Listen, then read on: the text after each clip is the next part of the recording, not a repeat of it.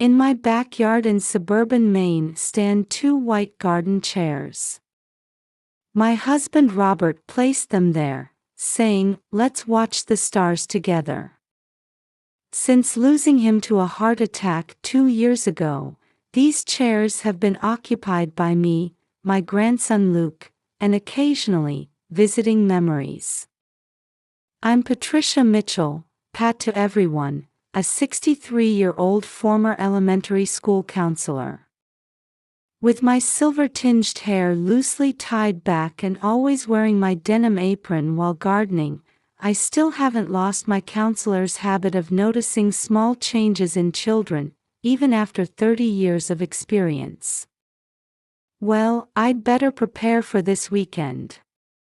The living room shelves are lined with dinosaur encyclopedias, growing by one volume each time Luke visits. Next to them stands a telescope, a birthday gift we gave Luke last month when he turned 6, from his parents and me. A familiar ringtone sounds from my smartphone. "I'll bring Luke over at 3 tomorrow." A message from Sarah, my daughter-in-law. Luke recently showed me how to use my phone properly, after watching me repeatedly make mistakes with each tap. "Grandma, press here." Slowly, "Okay." Sarah works as a pediatrician at the local hospital. While her perfectionist nature makes her a trusted doctor, she sometimes struggles to remain objective when it comes to her own son. Having lost her mother early in life, she looks to me as a mother figure. She even chose me as her bridal attendant at her wedding. My son James thrives as a project manager at an IT company.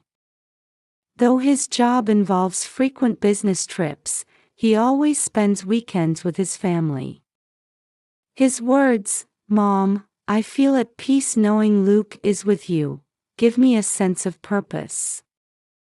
Tall with kind eyes, he's the spitting image of his late father Robert. And then there's Luke, the star of our weekend gatherings. His brown curly hair and large eyes come from his mother, while his caring nature mirrors his father's. He's a 6-year-old boy who loves dinosaurs and stars. His particular attachment to Triceratops is remarkable. Even while harvesting vegetables in the garden, his eyes light up as he exclaims, "This broccoli looks just like a Triceratops horn." Our weekends follow a familiar rhythm. On Saturday mornings, Luke arrives wearing his dinosaur backpack. "Grandma," his voice rings out, spreading smiles throughout the house. Mornings are dedicated to gardening together. While I tend to the vegetables, Luke digs with his small shovel, earnestly searching for what he calls possible dinosaur fossils.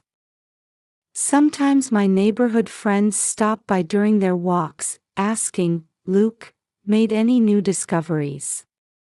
We prepare lunch together. I cut vegetables into dinosaur shapes at Luke's request, arranging carrots into Stegosaurus forms and broccoli into T-Rex shapes. It's detailed work, but it's my specialty. "Amazing. Grandma, your veggie dinosaurs look so real."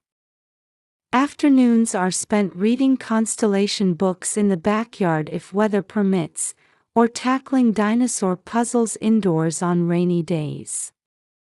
In the evening, I bake apple pie using my mother's recipe, with the secret being just the right touch of sweetness. Drawn by the aroma from the oven, Luke peeks into the kitchen asking, "Grandma, is apple pie today's dessert?" Nights are for stargazing through the telescope. Sitting in the white garden chairs, Luke enthusiastically shares his knowledge about space. "That's the North Star. I memorized everything." Looking at my grandson's profile as he speaks like a little astronomer fills me with joy. Though I still miss Robert at times, these days surrounded by precious family are filled with warm light. But recently, I'd begun to notice small shadows in that light. One weekend during our usual stargazing session, Orion, Luke's favorite constellation, was beginning to shine in the autumn sky. "Luke, the stars are particularly clear tonight," I called out while looking through the telescope, but there was no response from him, who usually would have jumped at the chance. When I turned around, Luke was curled up small in the white garden chair, hugging his knees. "Grandma, can we skip stargazing tonight? I'm kind of tired." His voice sounded different from his usual energetic tone. When I approached and touched his forehead, it felt slightly feverish. Worried about the night chill, I immediately ushered him inside. "Lie down for a bit. Grandma will make you some warm soup." While heating chicken soup in the kitchen, I reflected on Luke's recent behavior. Last weekend too, he had cut short his dinosaur fossil hunt in the garden and rested on the sofa. His dinosaur-shaped vegetable salad, which he usually finished completely, was now often left half-eaten. Before bedtime, while helping him change into his pajamas, I noticed an unusual bruise on his left arm. "Luke, what happened here?" "Oh. I might have fallen. I don't remember." Feeling uneasy about his vague response, I took a photo with my smartphone just in case. I pulled out my old notebook and began recording the date along with these concerning observations. 30 years of counseling experience was setting off alarm bells. Over the next few weeks, I continued recording subtle changes. Week 1 of October, increased napping, food intake reduced to about 2/3 of normal, night fevers, 2 new bruises noted. Week 2 of October, shortness of breath on stairs, decreased interest in favorite dinosaur books, 1 episode of night crying, teacher reported increased leftover lunch. "Sarah, I need to discuss something with you." One day, I called Sarah. As a pediatrician, she might notice something. "Haven't you noticed Luke getting sick more easily lately?" "Yes, he does seem a bit tired. But children his age often have ups and downs in their health. Aren't you worrying too much?" Sarah's voice on the phone maintained its usual calm, but I could sense an underlying uneasiness. One Saturday afternoon, when Luke and I were alone in the kitchen. "Grandma," Luke called out in a small voice. "Don't tell Mom and Dad, but I often wake up at night. It hurts." I caught my breath. My grandson's confession tightened my heart. In my notebook, I recorded his exact words that day. The location of pain, frequency, symptoms. I documented everything I could. It was all I could do at the moment. As weeks passed, I noticed changes in James and Sarah too. Sarah's voice on the phone grew weary, sometimes faltering. James would seem about to say something during Luke's drop-offs and pickups, then swallow his words.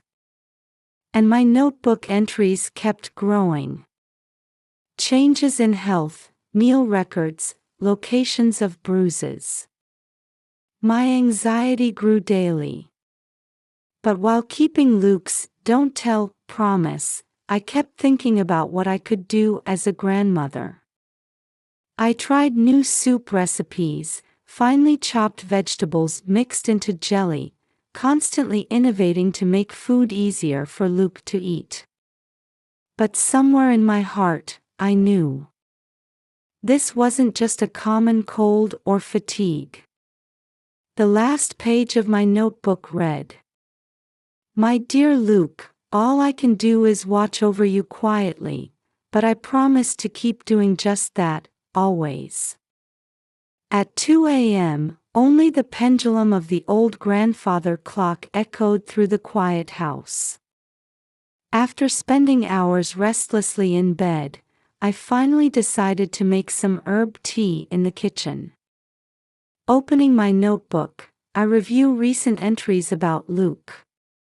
The chamomile aroma slightly eases my tension. Outside the window, autumn trees cast eerie shadows in the moonlight. Next door, Mr. Richardson's house was already dark. At this hour, everyone should be peacefully asleep. Breaking that silence, my smartphone in the living room emitted a pale blue light. The screen showed Luke. My heart leaped. At this hour, surely not. With trembling fingers, I tapped the screen twice before successfully opening the message. The first thing that caught my eye was a photo of a small hand wrapped in bandages. The white bandages were tinged pink in places. Below it was a message that made my blood run cold. "I'm trapped. Help. Luke." What does this mean? My voice echoed emptily in the darkness. I immediately dialed James's number. The ring tone went on endlessly. After it cut off, I tried Sarah's number. Same result. I even tried their home phone, but there was no answer. Stay calm. Speaking to myself, I called the police. A young male officer's voice came through the receiver. "Pennsylvania State Police. I received a distress message from my grandson."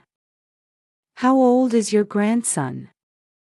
6 years old. "Lucas Mitchell, we call him Luke." "Do you have his parents' contact information?" "I've called multiple times, but no one's answering."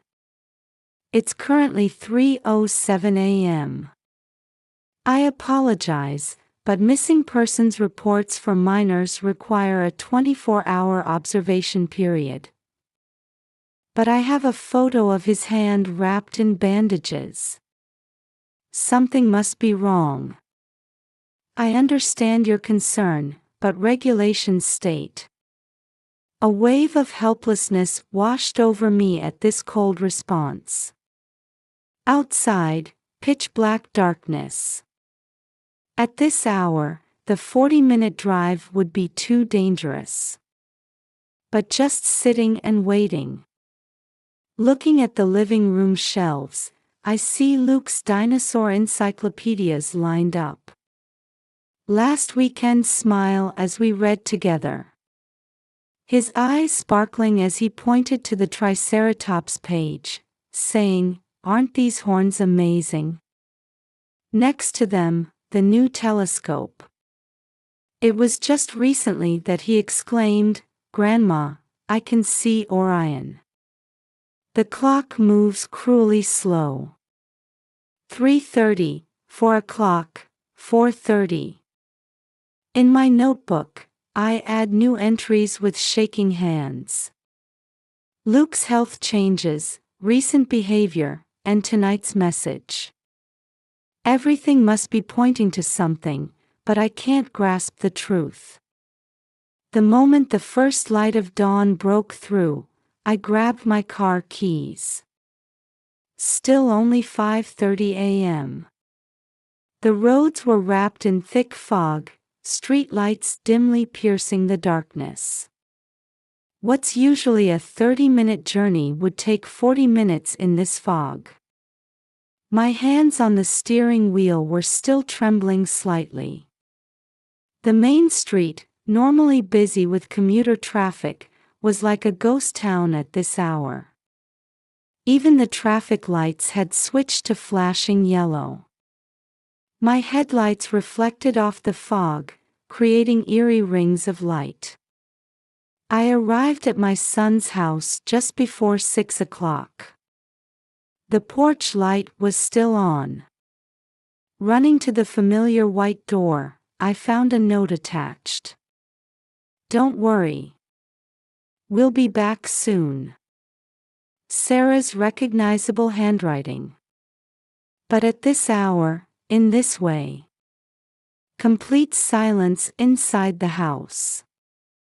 None of the usual morning sounds, no breakfast preparation, no TV, no Luke's voice. "Pat. So early." Dorothy from next door, preparing for her morning walk, called out with concern. She's been a friend for 20 years and leads the 6 a.m. walking group. "Dorothy, did you notice anything last night?" "Yes. I believe it was around 1 a.m.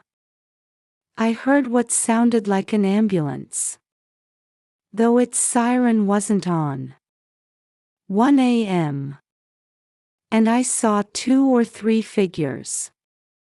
They seemed to be in a hurry." That information sent chills down my spine. Luke's message came at 3 a.m. 2 hours after the ambulance. My hand tightened around my notebook. 30 years of counseling experience told me this was far from a normal situation. In the morning mist, my shadow watching the white door slowly dissolved into the sunrise. In my notebook, there remained anxieties yet unwritten. My phone rang in the misty entrance, breaking my helpless stance. The screen showed James. My hands shook so much that it took 3 tries before I could answer. "Mom." My son's exhausted voice. "James." "Luke, where's Luke? Is he all right?" "We're at Boston Children's Hospital. Luke is currently undergoing tests." "Mom, I'm so sorry. We should have called earlier." Those words nearly made my knees buckle. Leaning against the porch railing, I listened to my son's explanation. "Last night, Luke suddenly complained of severe abdominal pain, and we rushed him to the local hospital. After their tests, they said there was strong suspicion of severe childhood cancer." James's voice broke. The medical team held an emergency conference and decided to transfer him immediately to the specialist hospital in Boston. They started preparing for emergency helicopter transport. Everything happened so fast. "Why didn't you call me?" "Sarah and I discussed it. We didn't want you driving alone in the middle of the night, but that's just an excuse. We should have told you first, Mom." After a deep sigh, James continued. "Even in the ambulance, Luke kept saying, 'Tell Grandma.' He was clutching his phone, desperately trying to type a message. The message, so that's why the 3 a.m. message. The hospital's Wi-Fi was acting up, which delayed the sending. When he said he was trapped, I think he was expressing his anxiety about being in an unfamiliar hospital room in his own way. I'm coming right now." "But Mom, it's a 3-hour drive to Boston." "Driving alone." "I'll be fine. At my age, I can't just sit still when my grandson is sick." After hanging up, I immediately started preparing. Notebook, change of clothes, and, from the kitchen, a thermos of Luke's favorite soup. The road to Boston overlapped with morning rush hour traffic.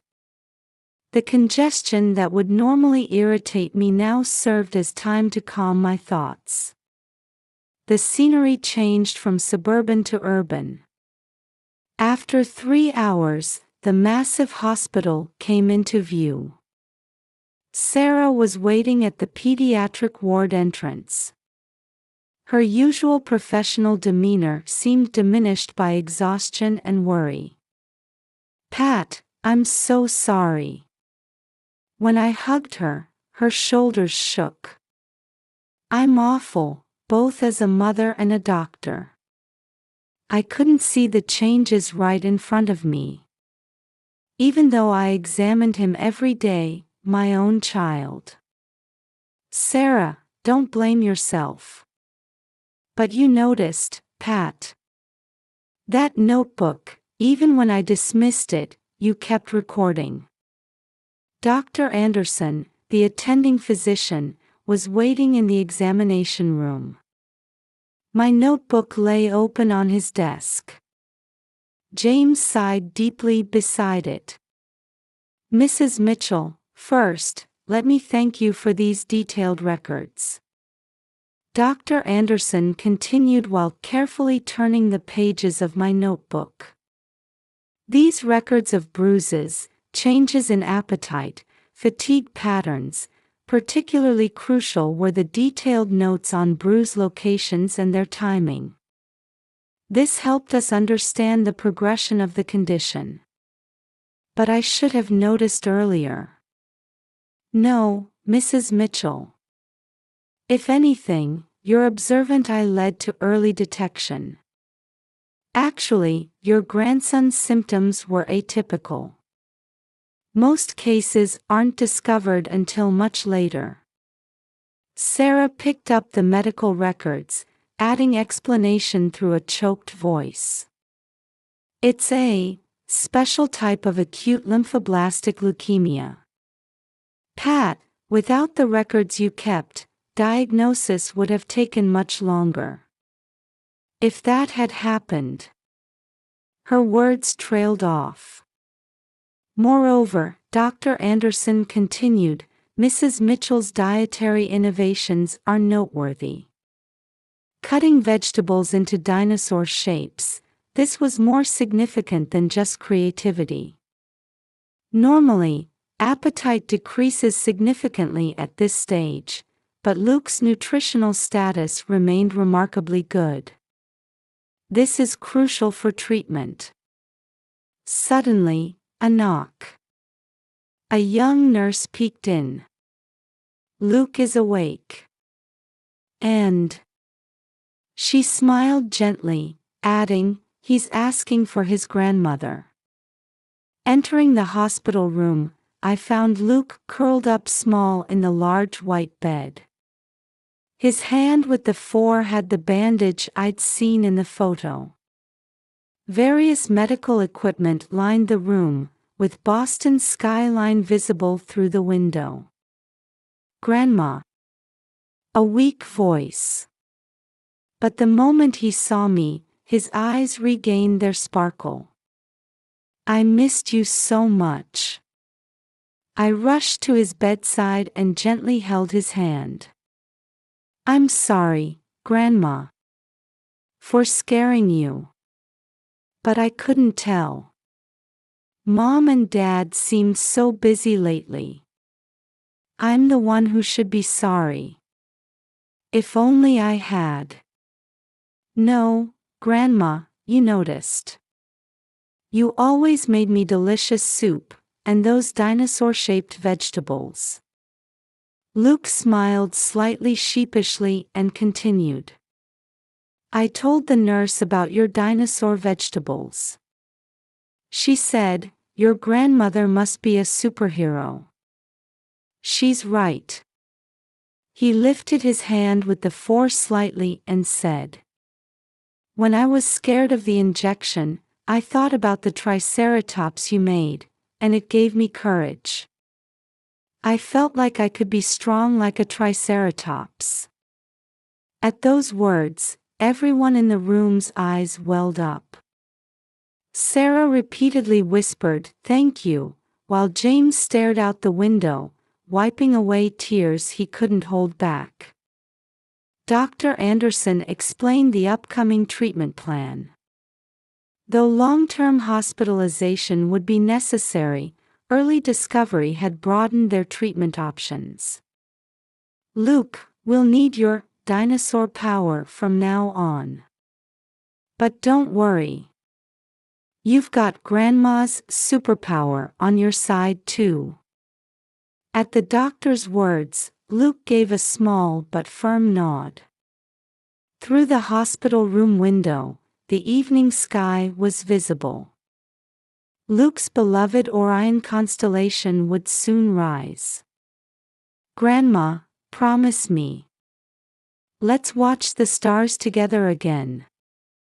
Next time, I'll teach you even more star names." "Of course. And I'll think up new dinosaur shapes too." "Yay! I'll definitely get better, and we'll watch the stars together again." His small hand gripped mine tightly. In that grip, I felt a definite light of hope.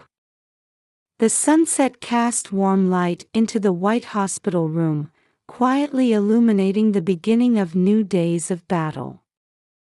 1 year later. Soft spring sunlight bathed the main entrance of Boston Children's Hospital. "Grandma, look. My discharge papers." Luke proudly held up the documents. His once thin body had gradually regained its roundness, with healthy color returning to his cheeks. "You did so well." "Yes. Because I made a promise. To watch the stars with Grandma." While helping with discharge preparations, I reflect on this past year. Days of difficult treatment. But Luke never complained.